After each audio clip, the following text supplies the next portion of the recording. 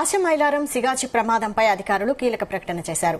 ఘటనలో ఆచూకీ లభించని 8 మంది కార్మికులపై అధికారులు కీలక నిర్ణయం తీసుకున్నారు. ఇక 8 మంది ఆచూకీ లభించడం కష్టమేనని అధికారులు అభిప్రాయం వ్యక్తం చేశారు.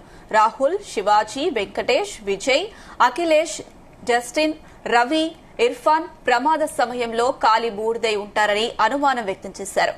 100 మంది నమూనాలను సేకరించిన డీఎన్ఏ మ్యాచ్ కాలేదని స్పష్టం చేశారు.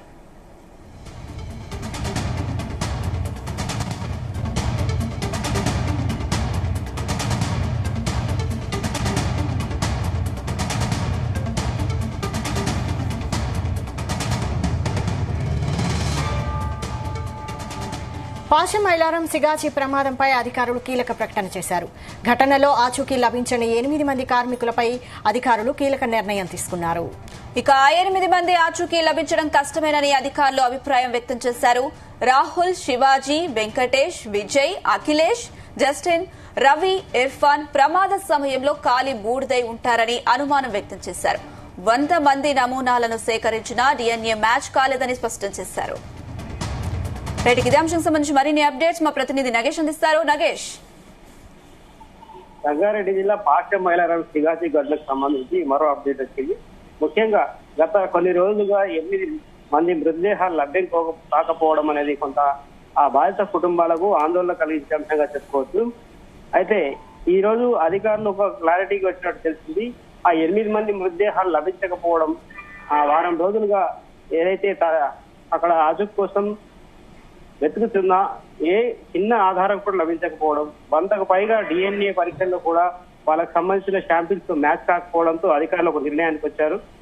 ఎవరైతే 8 మంది ఉన్నారో వారికి సంబంధించి ఒక నిర్ణయం ప్రకటించే అవకాశం, అంటే ఈ సిగాచి పేలుడుకు సంబంధించి వారి ఆ మృతదేహానికి లభ్యం కాకపోవచ్చు అనే నిర్ణయాన్ని అధికారులు అయితే ప్రకటించారు. ఈ 8 మంది ఆచూకీ లభించడం సాధ్యం కాదు అని చెప్పి అధికారులు తేల్చెప్పిన పరిస్థితి ఉంది. వీరిలో రాహుల్, శివాజీ, వెంకటేష్, విజయ్, అఖిలేష్, జస్టిన్, రవి, ఇర్ఫాన్ ఈ 8 మంది ఎవరైతున్నారో ఆ రోజు 143 మందిలో వీరు కూడా ఉన్నారని చెప్పి అటెండెన్స్ రిజిస్టర్ లో అయితే నమోదైంది. ప్రాథమికంగా కూడా ఈ కార్మికులకు సంబంధించి కాంట్రాక్టర్ కూడా నివేదికలు ఇచ్చారు. అయినప్పటికీ వీళ్ళకి సంబంధించిన ఎలాంటి ఆధారాలు లభించకపోవడంతో వీళ్ళ మృతదేహాలిక లభించకపోవచ్చు అనే నిర్ధారణకు అధికారులు వచ్చినట్టుగా తెలిసింది. వీళ్ళ మృతదేహాల కోసం గాలింపు చర్యలు ఎంతగా చేపట్టినప్పటికీ పూర్తిగా అక్కడున్న శిథిలాలను పూర్తిగా వేరే ప్రదేశాల్లో వేసి వెతికిన అక్కడ దొరికిన అవశేషాలను తీసుకెళ్లి డిఎన్ఏ పరీక్షలు చేసిన వీరి కుటుంబీకులతో ఏవైతే ఫలితాలు మ్యాచ్ కాకపోవడంతో వీరికి మృతదేహాలు అయితే లభించవని చెప్పి అడిషనల్ కలెక్టర్ చెప్పినట్టుగా తెలుస్తుంది. అయితే ఆ కుటుంబీకులతో అడిషనల్ కలెక్టర్ చంద్రశేఖర్ ఒకసారి భేటీ అయ్యి 3 నెలల తర్వాత మరోసారి రావాలని చెప్పినట్టుగా ప్రాథమికంగా తెలుస్తోంది. ఎందుకంటే ప్రస్తుతం ఉన్న పరిస్థితుల్లో ఆ పరిశ్రమ పూర్తిగా ఆగిపోయింది. యాజమాన్యం కూడా ఏదైతే చనిపోయిన వారున్నారో వారి కుటుంబీకులకు సహాయం అయితే అందిస్తుంది. ఈ 8 మందికి సంబంధించి పూర్తి స్థాయిలో ప్రభుత్వం ఒక నిర్ణయం తీసుకుంటే ఆ నిర్ణయం ప్రకారం కంపెనీ వారికి ఆర్థిక సాయం చేసే అవకాశం ఉంటుందని చెప్పి చంద్రశేఖర్ చెప్పినట్టుగా తెలుస్తోంది. అప్పటి వరకు రాష్ట్ర కేంద్ర హోంశాఖలతో సంప్రదింపులు జరుపుతామని, ఈ 8 కుటుంబాలకు న్యాయం చేసే విధంగా ప్రభుత్వం కృషి చేస్తుందని చెప్పి ఆ కుటుంబ సభ్యులతో అయితే అడిషనల్ కలెక్టర్ మాట్లాడారు. అయితే వారైతే కొంత ఆందోళనతోనే ఉన్నారు. 8 రోజులుగా వెయిట్ చేసినప్పటికీ తమ కుటుంబీకుల మృతదేహాలు లభించకపోవడం, పరిహారం విషయంలో కూడా స్పష్టత లేకపోవడంతో వారు తీవ్ర మనోవేదనకు గురవుతున్నారు.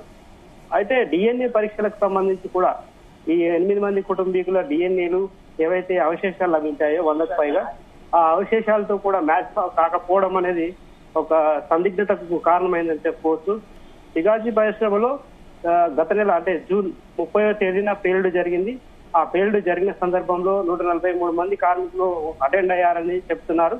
61 మంది సేఫ్ గా ఉన్నారు. ఇప్పటి వరకు 44 మంది మృతదేహాలు అయితే గుర్తించాము. మరో 20 మంది ఆసుపత్రిలో చికిత్స పొందుతున్నారని చెప్పి అధికారులు చెప్పినప్పటికీ 8 మంది విషయంలో అయితే స్పష్టత రాకపోవడం ఆందోళన కలిగించే విషయంగా చెప్పుకోవచ్చు.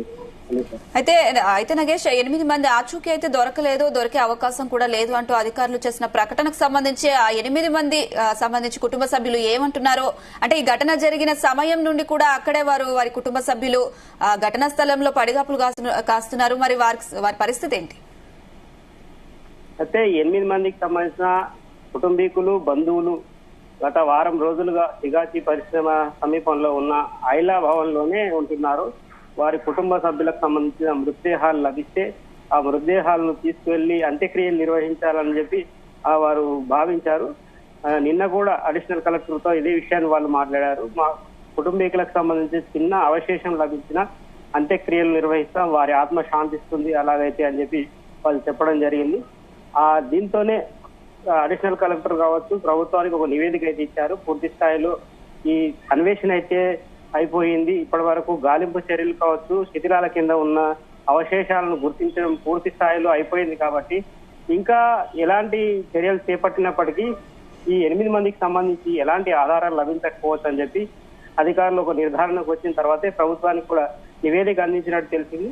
దీంతోనే ఆ కుటుంబ సభ్యులతోని పర్సనల్ గా ఒకసారి అడిషనల్ కలెక్టర్ మాట్లాడారు. ఇంతకుముందు మాట్లాడిన సందర్భంలో ఆయన చెప్పిన విషయాలు ఏంటంటే, ఇప్పటికైతే ఈ 8 మందికి సంబంధించి ఎలాంటి ఆధారాలు లభించకపోవడంతో వారిని ఇంటికి వెళ్లిపోవాలని చెప్పి సూచించారు. మరో 3 నెలల తర్వాత వస్తే దీనికి సంబంధించి కేంద్ర రాష్ట్ర ప్రభుత్వాలతో సంప్రదింపులు జరిగిన తర్వాత వివరాలు వెల్లడిస్తామంటే ఆ కుటుంబ సభ్యులు మాత్రం తీవ్ర ఆందోళన వ్యక్తం చేస్తున్నారు. ఎందుకంటే 8 రోజుల పాటు ఇక్కడే ఉండి తమ కుటుంబీకుల కోసం వేచి చూస్తున్న సందర్భంలో ఇలాంటి నిర్ణయం వినాల్సి వస్తుందా అని చెప్పి వాళ్ళు తీవ్ర మనోవేదనకు గురవుతున్నారు. కొంతమంది మనతో కూడా మాట్లాడారు.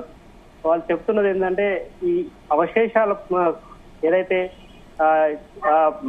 కుటుంబీకులకు సంబంధించి అవశేషాలు లభించకపోతే మరో ఈ గతంలో జరిగిన ప్రమాదాల దృష్ట్యా అక్కడ అవలంబించిన విధానాలను అవలంబిస్తే తమ కుటుంబీకులకు సంబంధించి ఏవైనా చిన్నపాటి ఆధారం లభించవచ్చు కదా, ఇంకా మరో వారం రోజుల పాటు ఆచూకీ కోసం కొంత గాలింపు చర్యలు చేస్తే బాగుంటుందని చెప్పి వాళ్ళు ఆశాభావం వ్యక్తం చేశారు.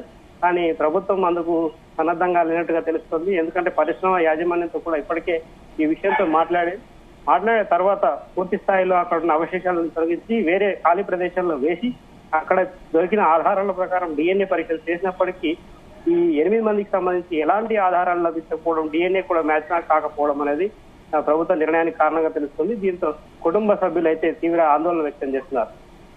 Right Nagesh, thank you.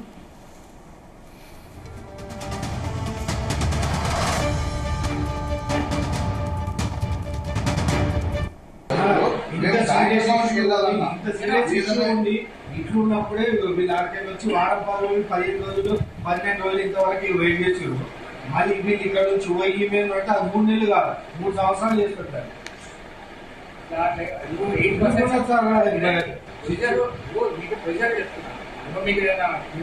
पूरा प्रोसेस जानकारी होने के बाद, कार्रवाई होने के बाद कभी ही नहीं मिले.